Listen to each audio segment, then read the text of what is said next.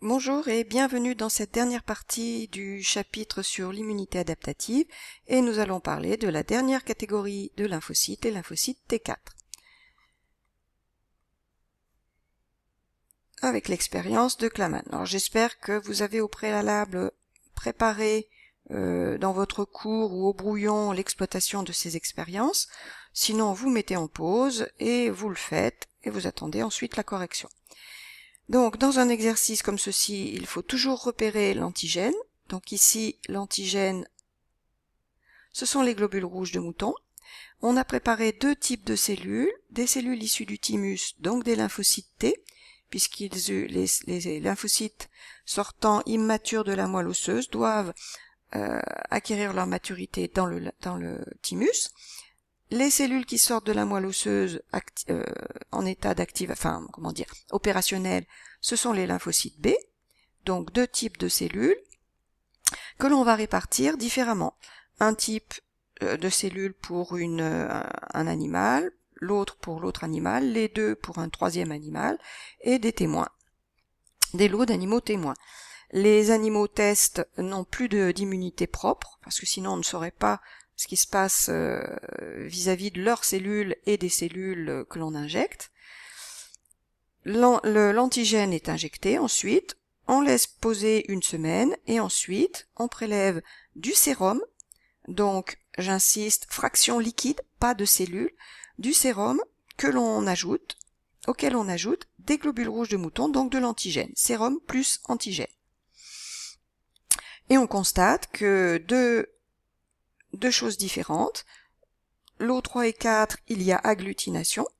S'il y a agglutination de l'antigène avec un sérum, c'est qu'une molécule chimique capable d'agglutiner l'antigène est présente, et on pense tout de suite à des anticorps.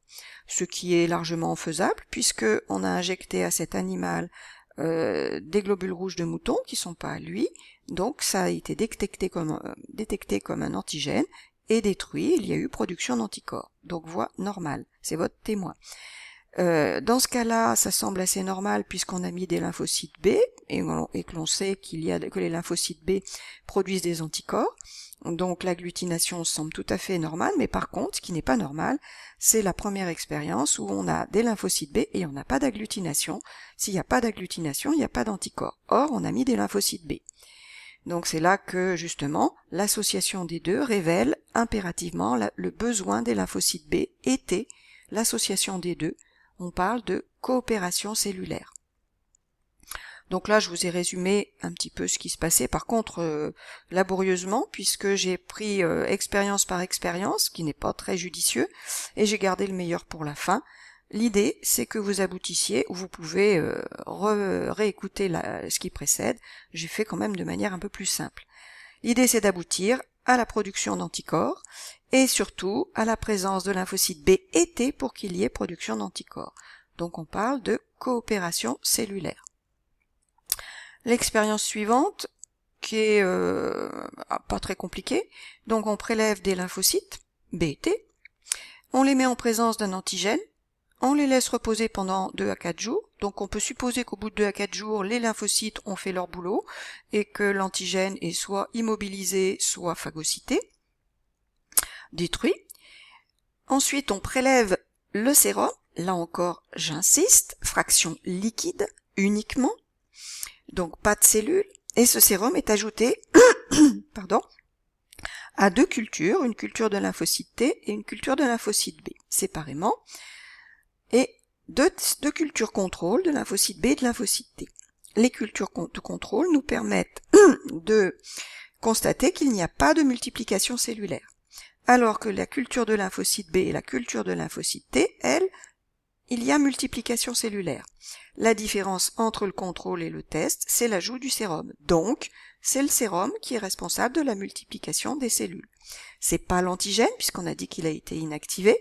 Donc, forcément, dans ce sérum, il y a des molécules chimiques produites par les B et les T qui vont permettre aux B et aux T de se multiplier. Ce sont des cytokines encore, c'est des molécules de communication, et on parle ici d'interleukine. Inter, entre, le leucocyte blanc, entre les cellules blanches. Donc là, j'ai réécrit l'exploitation des deux cultures précédentes. On aboutit au fait que le sérum contient une molécule chimique soluble qui induit la multiplication des B et les T. Cette molécule, c'est l'interleukine 2. Et l'interleukine 2 est produite par les CD4. C'est le rôle des T4. Le rôle des T4, c'est de produire une molécule d'alarme qui va recruter tous les lymphocytes compétents. Donc il faut retenir ce vocabulaire, ce mot nouveau, interleukine, et le numéro 2. Il y en a plusieurs, hein. Elles ont toutes été numérotées. Donc les étapes, c'est toujours les mêmes, on reprend toujours la même chose. Les T4 comme les T8 ont un récepteur T-cell récepteur, identique, pas le même, mais la partie variable qui change, mais les mêmes structures, qui leur permet de reconnaître l'antigène fixé dans le CMH sur les CPA, et donc d'être sélectionné, comme les lymphocytes T8, c'est la même méthode, de se multiplier ensuite par mitose et de produire des clones, tous identiques. Et la maturation, par contre, va se traduire par l'aptitude à produire de l'interleukine 2, alors que les T8 se différenciaient par une aptitude à produire de la perforine, une molécule destructrice. Alors pour cette raison, les lymphocytes T4, on va les appeler les T auxiliaires ou T helpers, comme vous voulez. Ça, c'est la forme active, alors que T4, ça sera la forme passive, la forme immature, on dira, qui ne fonctionne pas. Ensuite, l'interleukine va recruter les T8 et les B. Elle recrute toutes les cellules compétentes, sans distinction. C'est pour ça que le lymphocyte T4 est vraiment très important. Sans lui, les T8 et les B ne peuvent pas fonctionner normalement. Les défenses via les T8 et les B sont inopérationnelles sans lui.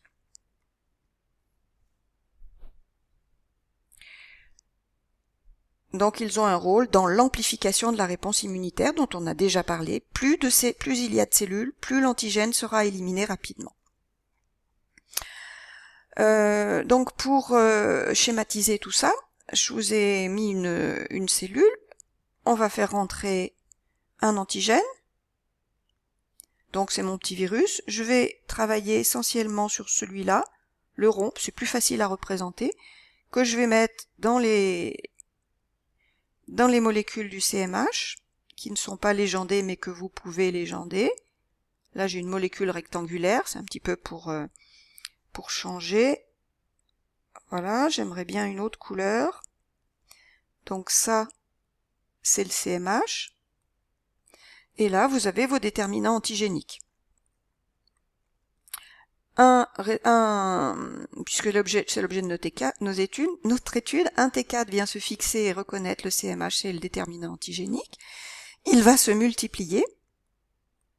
Donc ça, c'est la phase de multiplication.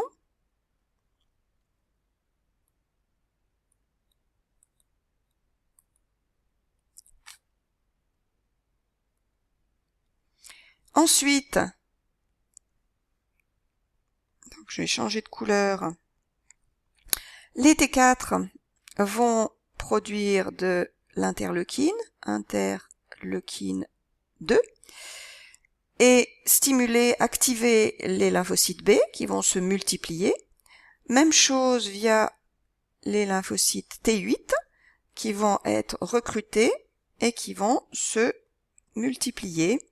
Donc les phases de multiplication, je vais les faire comme ça. Là, c'est aussi la multiplication, alors que la flèche bleue, c'est plutôt de l'information.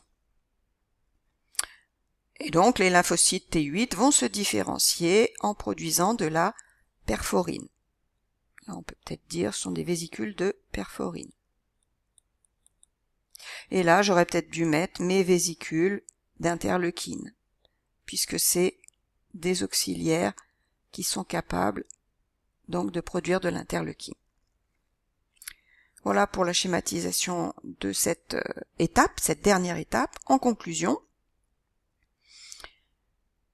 un antigène peut provoquer, quelques jours après son entrée dans l'organisme, une réaction immunitaire adaptative, donc il faut du temps, avec deux voies principales, la voie des lymphocytes B, qui ont la capacité, eux, de se lier directement à l'antigène libre, ça c'est important.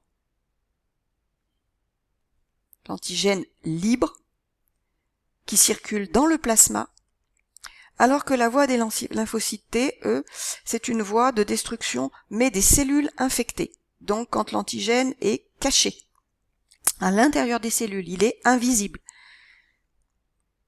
Et cette voie des lymphocytes T se fait via deux sous-populations de cellules, les T8 qui détruisent les cellules infectées, donc ce qui est normal, et les T4, eux, qui pilotent un petit peu les deux voies, la voie de destruction de l'antigène libre et la voie de destruction de l'antigène caché.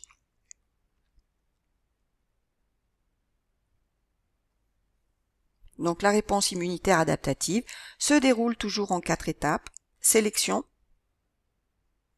multiplication, différenciation et élimination.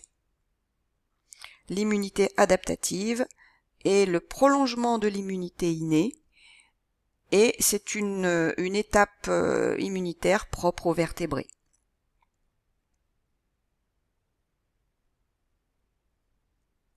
Voilà, un schéma de synthèse.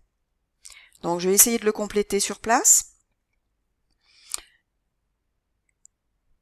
Alors, l'entrée de l'antigène, virus, ensuite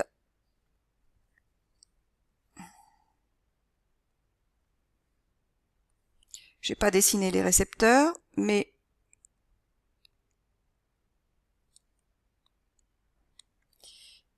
je vais faire mon CMH très simple, hein, sinon je vais pas y arriver, c'est trop petit. Si vous voulez faire différemment, vous pouvez.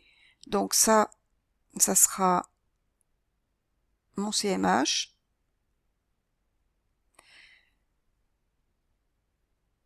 Avec dedans un déterminant antigénique. Bon, il apparaît des traits horizontaux, je sais pas à quoi c'est dû.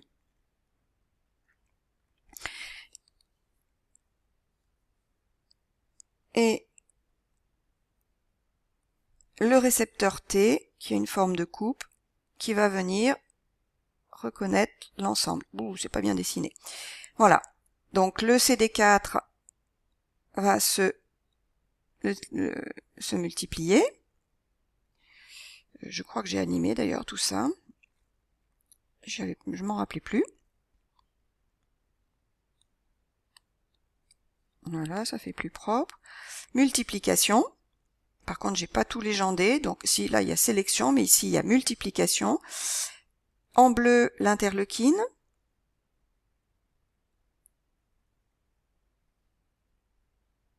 Qui va stimuler les lymphocytes B qui vont se multiplier.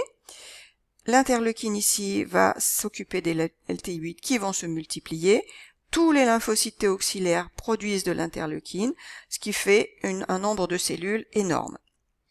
Ensuite, les lymphocytes B vont se différencier en plasmocytes, producteurs d'anticorps, qui vont, avec l'antigène, construire des complexes immuns. Ces complexes immuns vont être phagocytés grâce au fragment constant qui a un récepteur sur la membrane des phagocytes. Par opposition, l'autre voie, c'est la voie de destruction des cellules infectées. Ici, vous pouvez refaire votre récepteur T. Et ici, pareil, complémentarité avec l'antigène. Et bien repérer que ça, c'est la voie de l'antigène libre, et ça, c'est la voie de destruction des cellules infectées. Donc le virus est dedans. Voilà, je vous remercie de votre attention. Au revoir.